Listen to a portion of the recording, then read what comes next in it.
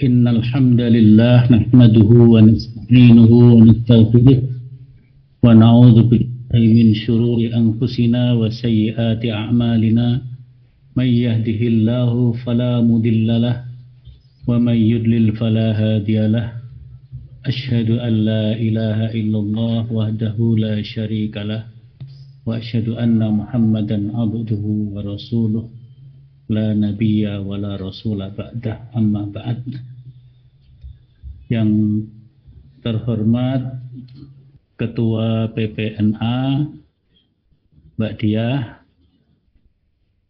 para ketua, staf ketua yang lain termasuk Bu Mbak Norma Sari, Bu Wakil Rektor kita, dan seluruh jajaran pimpinan NA, baik pusat, wilayah, daerah, dan mungkin kalau ada cabang yang mengikuti kegiatan kita ini.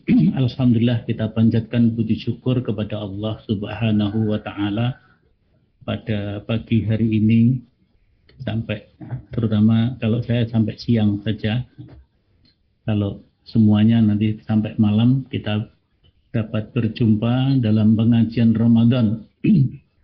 Memang salah satu amal yang utama dalam bulan Ramadan ini adalah mengaji dan mengaji. Nah, dalam HPT itu istilahnya Mudarasatul Quran, tadarus Al-Quran. Nah, ini kan tadarus Al-Quran, cuma kita menggunakan pendekatan tematik dengan tema yang sudah diangkat oleh PPNA. Saya kira kemarin pengajian Ramadan PP Muhammadiyah juga mengangkat tema yang kurang lebih sama tentang religiositas di era disrupsi ini. Dalam kesempatan ini saya mengangkat religiositas ihsan, ya. Baik ihsan itu dalam kehidupan pribadi maupun kehidupan sosial. Nah, tentu bagi ibu-ibu, bagi muslimah juga memerlukan ini, dan saya kira pribadi muhsin atau muhsinah atau ihsanul ulum, jadi ihsan yang didasarkan kepada ilmu-ilmu, ya, terutama ilmu-ilmu agama dan ilmu-ilmu yang lainnya tentunya, al-ulum al-syar'iyah wal ulum ad-dunyawiyah, gitu ya. Itu kalau menjadi sebuah pribadi dalam bentuk ihsan itu seperti yang digambarkan oleh Nabi nanti, bagaimana bisa memberi arah, ya. Memberi arah terhadap setiap perubahan, termasuk perubahan yang menjadi efek daripada disrupsi, baik itu perubahan positif maupun perubahan negatif, ya. Jadi bagaimana kita bisa memberi arah. Nasyiatul Aisyah memberi arah terhadap segala bentuk perubahan.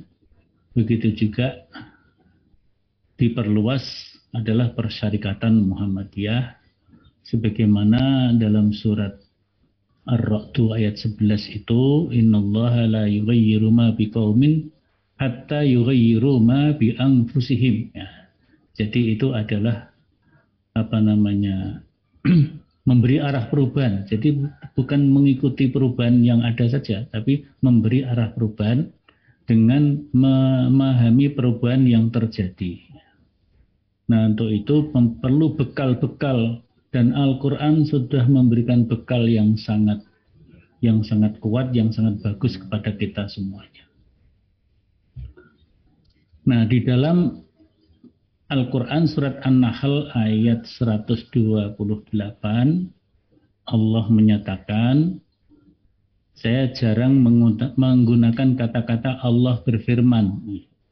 Itu mungkin juga termasuk bagian dari disrupsi bahasa. Firman itu bukan bahasa kita. Firman itu berasal dari kata fai'men. Fai' itu five.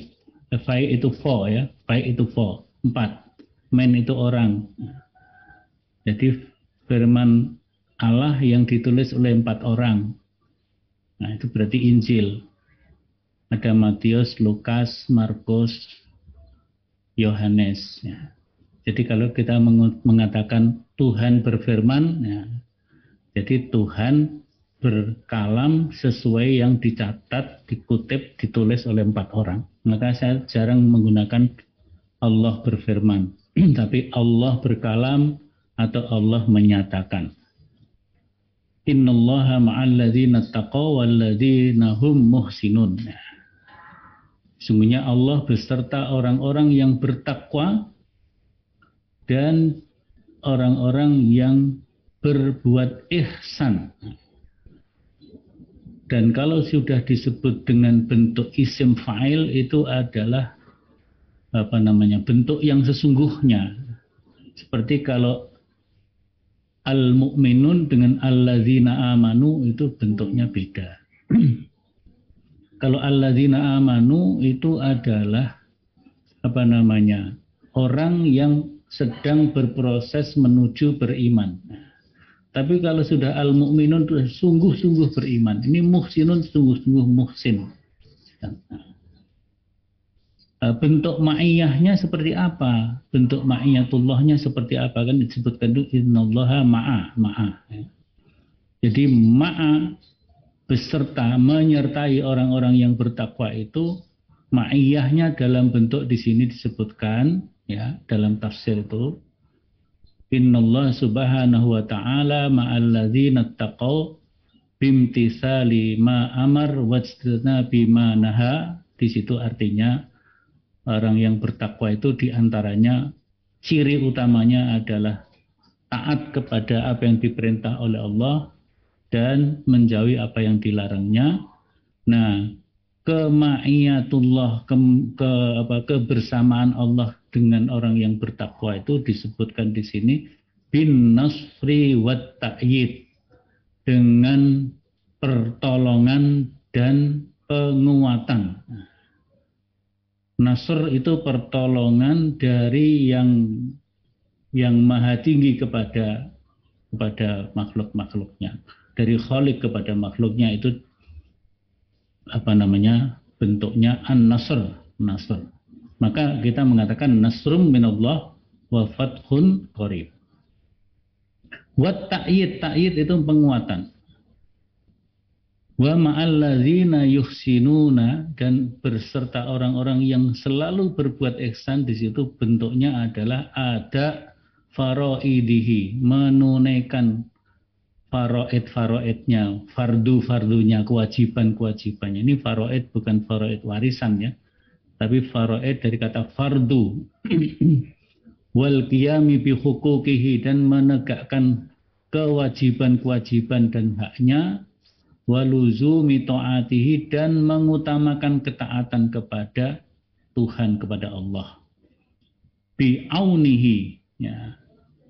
Ma'iyahnya dalam bentuk aun, pertolongan.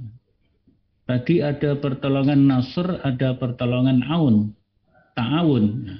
Kalau aun itu pertolongan bisa dari atas kepada yang bawah, bisa dari yang sejajar. Maka kita menolong sesama itu bukan dengan nasoro yang suruh, tapi dengan ana yu'inu, ya, atau ta'awana ya ta'awan. Bi'aunihi wa taufiqihi, dan taufiknya, taufik itu apa? Taufik itu adalah bimbingan agar kita selalu sesuai dengan kemauan Allah. Wa nasrihi, maka di situ ada aun, ada nasr. Jadi kalau takwa penguatannya bentuk nasr saja, tapi kalau ihsan itu dengan nasr dan aun dan ditambah taufik. Jadi ini, orang yang memiliki religiositas seperti ini insya Allah akan memiliki kekuatan ya, kekuatan spiritual, kekuatan sosial ya. Sehingga bisa memberi arah terhadap perubahan, gitu mestinya. Ihsan yang di dalam Al-Quran juga disebutkan dalam Al-Qasas, ini sering dibaca oleh para pemimpin kita, pimpinan kita. Saya dulu sering mendengar dari Pak HR, Pak Jindar nih. Wabtaghi fima ataqallahu darul akhirah wa la tansa nasibaka minad dunya. Wa ahsin kama ahsanallahu ilaika wa la tabghil fasada fil innallaha ya la yuhibbul mufsidin. Ini juga sama di sini kata ihsan, ahsan. Wa ahsin kama ahsanallahu ilaik. Jadi kita diperintahkan berbuat ihsan. Ihsan ini merupakan perintah dari Allah, dan nanti di dalam hadis akan dijelaskan bagaimana bentuk ihsan. Kemudian kalau kita mengarah kepada makna ihsan itu, ihsan disebutkan berasal dari kata al-hasan atau al-husn, ibaratun an kulli mubhajin marghubin fihi wa dzalika salasatu adrab mustahsinun min jihatil aqli wa mustahsinun min jihatil hawa wa mustahsinun min jihatil his. Ini dalam kitab Gharibul Quran ya, oleh Al-Asfihani ya. Jadi di situ disebutkan ihsan itu atau husn itu ya, ibarat atau ungkapan akan sesuatu yang disukai, dicintai ya. Dan itu memiliki 3 bentuk ya. Ihsan dari segi akal, ihsan dari segi hawa nafsu, ihsan dari segi panca indera. Jadi kalau kita melihat sesuatu yang baik, itu namanya mustahsin min jihatil his. Nah, kemudian ihsan itu dibagi menjadi 3. Kita langsung aja di sini, yaitu ihsanullah li khalqihi.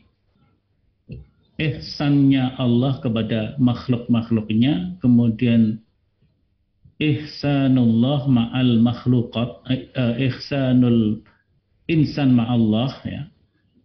Jadi yang kedua ihsanul insan ma'allah, ihsannya manusia kepada Allah, dan ihsannya manusia kepada makhluknya. Jadi kalau ihsan ini sudah multidimensi ya sudah, itu religiositas ihsan ada dalam pribadi-pribadi. Saya kira komitmen kader, 10 komitmen Pak kader itu sangat terkait dengan surat An-Nahl dan Al-Qasas ini ya. Jadi bagus sekali 10 komitmen kader itu kalau betul-betul dihidupkan betul dalam pribadi-pribadi kader Nasyiah, wah, itu betul-betul akan membawa perubahan besar, mengarahkan, memberi arah kepada perubahan ya. Aktualisasi religiositas ihsan dalam kehidupan. Ini mungkin lebih kepada pribadi. Jadi kalau seseorang memiliki jiwa ihsan, yaitu yang pertama ihsan yang ada dalam diri kita yang ke dalam ya, arah ke dalam. Di sini adalah munculnya muraqabatullah dan ma'iyatullah. Nah, dalam konteks ini saya pernah dapat cerita dari Ustadz kita, yaitu Ustadz Abdul Fattah Wibisono almarhum rahimahullah ta'ala rahmatan wasi'ah. Waktu itu beliau masih muda, masih IMM, mungkin ya bareng-bareng juga sih IMM-nya sama saya. Dia senior saya di IMM waktu itu. Suatu ketika beliau berkunjung bersilaturahim kepada penasihat PP Muhammadiyah, yaitu Buya A.R. Sultan Mansur. Buya A.R. Sultan Mansur ketika beliau masih sugeng waktu itu. Pak Fattah ini datang kepada beliau. Nah, begitu datang, kemudian dipersilahkan duduk, diajak ngobrol, kemudian ditanya, "Nak, kamu ke sini bersama siapa?" Pak Fattah menjawab, waktu itu beliau jawabnya, "Sendiri Buya." Kemudian dilanjutkan ngobrol-ngobrol yang lain. Setelah itu tanya lagi, Nak, tadi kamu kesini sama siapa? Sendiri Buya. Dia lanjutkan ngobrol yang lain lagi. Tanya lagi, tadi kesini sama siapa? Ini Pak Fatah agak bingung ini. Ini Buya ini apakah sudah pelupa atau bagaimana ya kok tanya terus? Nah, itu tanya lagi. Maka kemudian beliau berpikir mungkin saya salah menjawab. Maka beliau mencoba merubah jawabannya. Nak, tadi kamu kesini sama siapa? Bersama Allah, Buya. Maka waktu itu Buya A.R. Sultan Mansur responnya adalah Alhamdulillah. Jadi kadang-kadang manusia ini tidak memiliki muraqabatullah dan tidak memiliki ma'iyatullah. Muraqabatullah itu perasaan selalu diawasi oleh Allah. Selalu dekat dengan Allah. Muraqabah dan juga muqarrabah ya. Kemudian ma'iyatullah selalu dibersamai, didampingi oleh Allah. Jadi diawasi, dibersamai, didampingi oleh Allah dalam keadaan dimanapun dan kapanpun. Nah, kadang-kadang selalu merasa sendiri. Temannya satu bis juga begitu. Tadi berangkat satu bis. Nah, cuman tujuannya beda-beda. Ketika turun, sama siapa? Sendiri. Koncone sak bis dijawab sendiri. Nah, ini kan religiusitas ihsan seperti ini perlu ditanamkan betul dalam diri kita. Ma'iyatullah, muraqabatullah. Itu yang ke dalam. Kemudian yang keluar bentuknya kalau kita beraktivitas adalah itqan fil amal dan ahsanul amal. Nah, maka di dalam Al-Qasas tadi wa ahsin kama ahsanallahu ilaika. Kemudian in ahsantum dalam surat Al-Isra, in ahsantum li anfusikum wa in asa'tum falaha. Dalam surat Al-Mulk, allazi khalaqal mauta wal hayata liyabluwakum ayyukum ahsanu amala. Jadi bagaimana seorang yang memiliki pribadi ihsan, religiusitas ihsan ini, amalnya yang pertama itqan. Itqan itu dalam bahasa kita tekun, sungguh-sungguh, serius, profesional kira-kira begitu. Tapi juga ahsanul amal, kualitas ya, kualitas. Maka dalam Al-Mulk itu liyabluwakum ayyukum ahsanu amal. Untuk menguji kalian siapakah di antara kalian yang paling baik amalnya. Bukan yang paling banyak amalnya, paling baik. Muhammadiyah insya Allah sudah banyak amalnya dan insya Allah baik ya. Insya Allah baik juga. Jadi aksarul a'mal dan ahsanul a'mal. Insya Allah Muhammadiyah ada begitu. Tinggal diteruskan oleh kader-kader penerusnya, termasuk di dalamnya adalah kader-kader penerus seperti Nasyiatul Aisyah. Nah, religius ihsan di dalam hadis ini terkait dengan itqanul amal tadi. Saya baca yang bawah dulu, hadis yang bawah itu. Innallaha azza wa jal yuhibbu idza amila ahadukum amalan ayyutkinahu. Jadi Allah menyukai apabila seseorang melakukan sebuah aktivitas pekerjaan yang mungkin memiliki produk-produk output adalah bagaimana proses kerjanya itu dilakukan dengan itqan, ya, itqan. Nah, di dalam kalau yang di atas itu berihsan dalam berbagai hal. Nah, ini digambarkan di sini sampai ketika harus menyembelih. Kan kalau kita mau makan daging kan menyembelih. Fa idza zabahtum fa ahsinu az-zibha. Bila kamu akan menyembelih maka ihsankan di dalam menyembelih. wal yuhidda ahadukum syafaratahu wal yurih zabihahu, begitu kan. Jadi kalau hendak menyembelih ya ditajamkan betul pisaunya sehingga binatang yang disembelih itu tidak merasakan sakitnya. Dia merasa nyaman ketika disembelih seperti sedang beristirahat kemudian disembelih. Nah, dalam hadis Nabi ini belum saya sampaikan di sini, tapi nanti ada mungkin. Nah, ini ya. Ihsan dalam hadis Nabi yang terdapat di dalam hadis Jibril itu Nabi ditanya oleh Jibril, akhbirni anil ihsan. Nabi menjawab, anta'budallah ka'annaka tarahu fa illam takun tarahu fa innahu yaraka. Jadi engkau beribadah kepada Allah seakan-akan. Ini kan seakan-akan, jadi memang betul-betul seakan-akan. Jadi bukan melihat Allah. Kita tidak diberi kemampuan untuk melihat Allah di dunia ini. Maka seakan-akan melihat Allah. Fa'illam takun taro. Kalau saya sering menerjemahkan begini.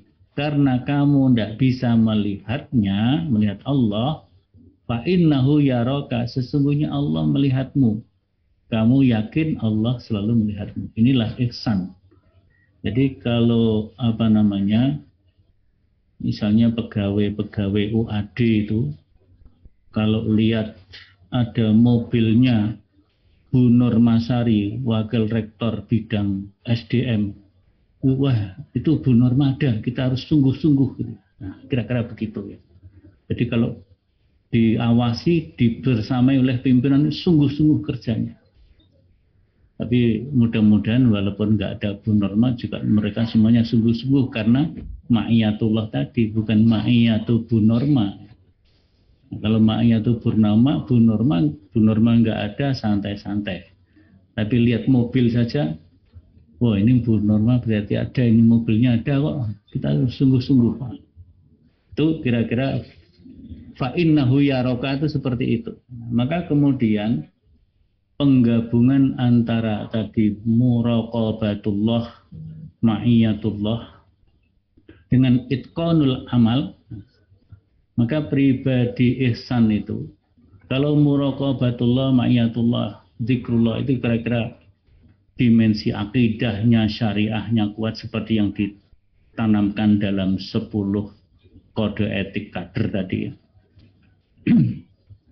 Kemudian juga aspek itqan wa ahsanul amal, maka akan melahirkan ihsan itu.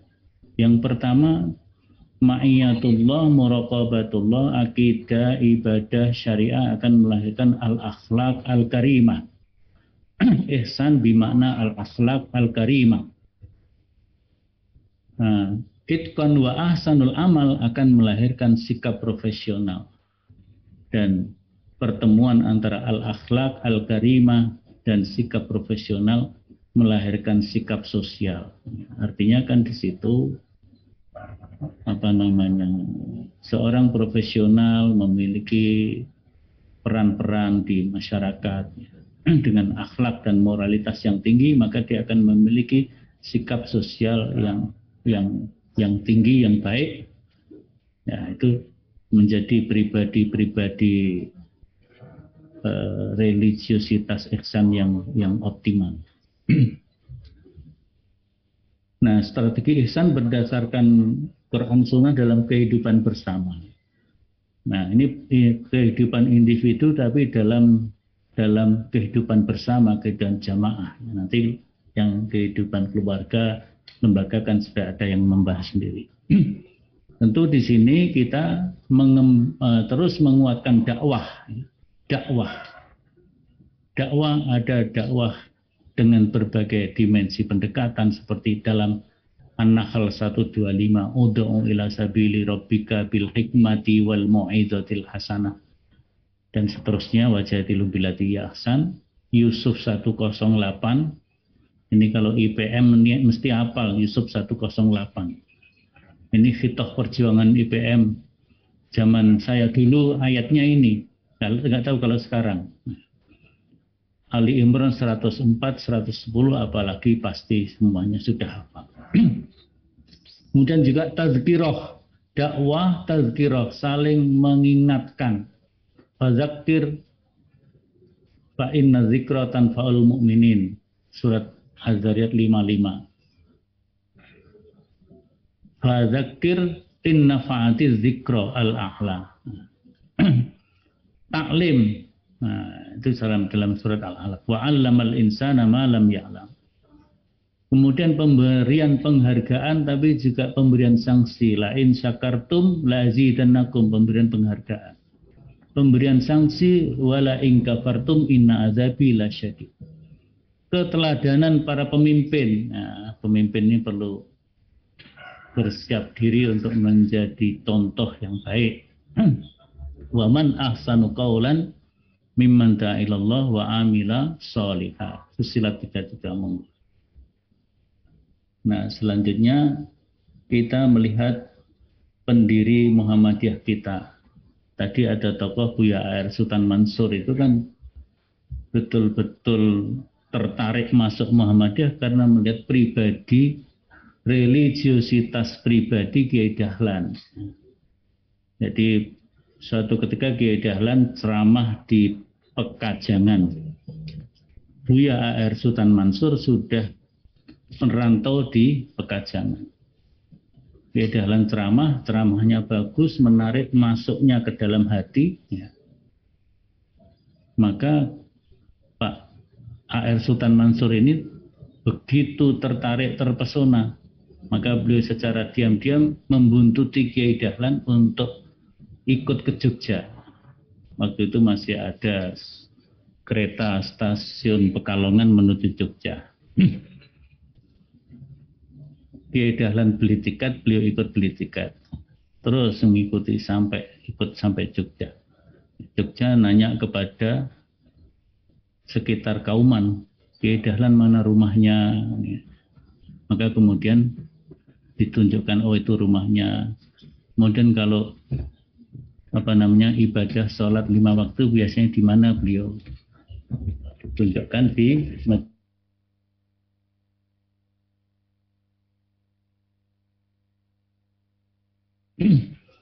beliau betul jam 2 malam langsung menuju Masjid Gede. Ternyata di pojok sana ada orang yang sedang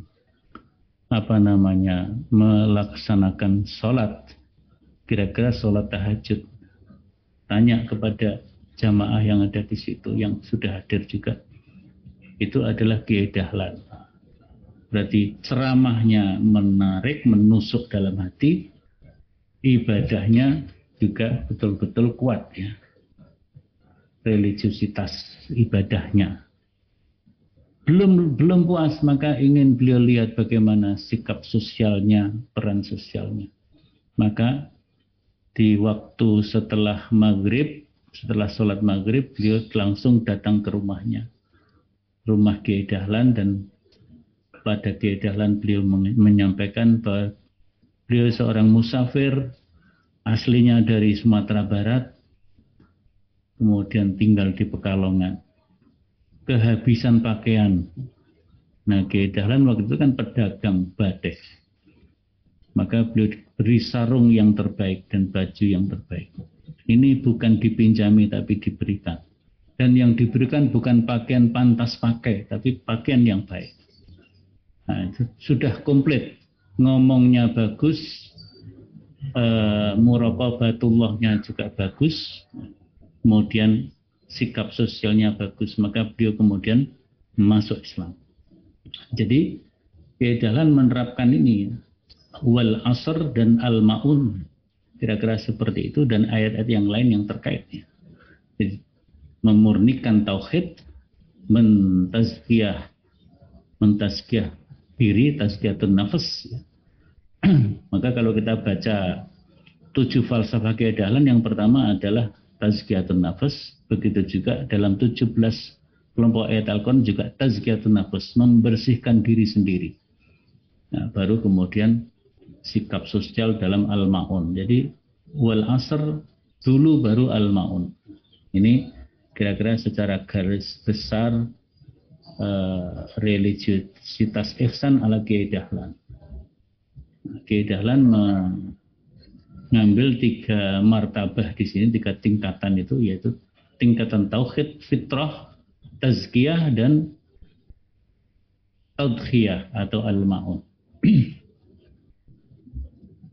Ini juga sangat penting, penanaman religiositas ihsan dan ikhlas, membersihkan diri sendiri dari Kiai Dahlan, yaitu surat Al-Jasiyah ayat 23. Afara'aita man ittakhadha ilahahu hawahu wa adallahu Allah ala ilmin wa khatama ala sam'ihi wa qalbihi wa ja'ala ala basarihi ghishawah. Ini kalau sempat, saya nggak sempat buka tafsir tadi.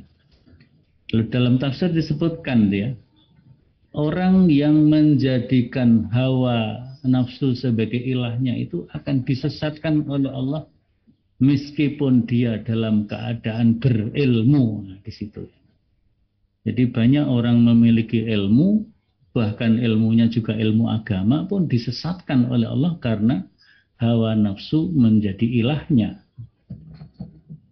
Wa khatama ala sam'i, Allah menutup mata, menutup telinga pendengarannya, menutup hatinya, dan menutup penglihatannya dengan tutup yang kuat, ghishawah, tutup yang kuat. Tidak ada yang mampu membukanya kecuali Allah itu sendiri. Maka pertanyaannya itu, faman yahdihi min ba'dillah, siapa yang bisa memberi petunjuk orang yang seperti itu? Kecuali Allah. Afala tazakkarun, apakah kalian tidak mau mengambil pelajaran? Jadi di sini sikap ikhlas tazkiyatun nafas ini betul-betul ditanamkan Kiai Dahlan kepada kader-kader awal, as-sabiqunal awalun, sehingga Muhammadiyah berkembang sedemikian rupa. Sekarang sudah mengglobal, Muhammadiyah sudah menginternasional. Ya karena berangkat dari religiositas ihsan, ikhlas yang ditanamkan oleh Kiai Dahlan kepada as-sabiqunal awalun, kemudian diteruskan sampai kepada kita-kita. Nah, mari kita teruskan ini sehingga menghadapi disrupsi apapun, ya, Muhammadiyah tetap eksis dan bisa memberi arah terhadap perubahan yang terjadi. Ini barangkali yang dapat saya sampaikan mungkin tidak memenuhi harapan. Monggo nanti kita diskusikan.